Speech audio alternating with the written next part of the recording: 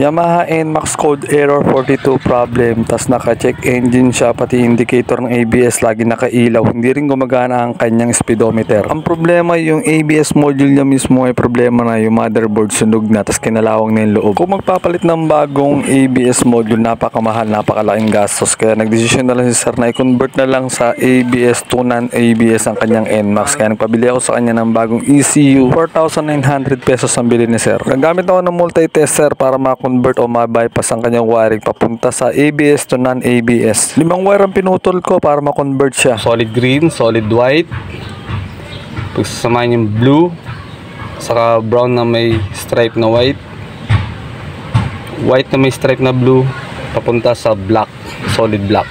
Negative.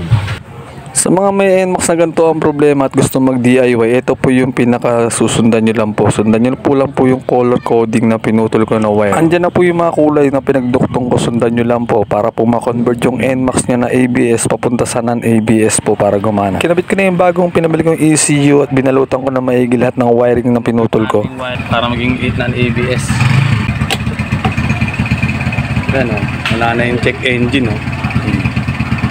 Goods na. Okay na te. Okay na.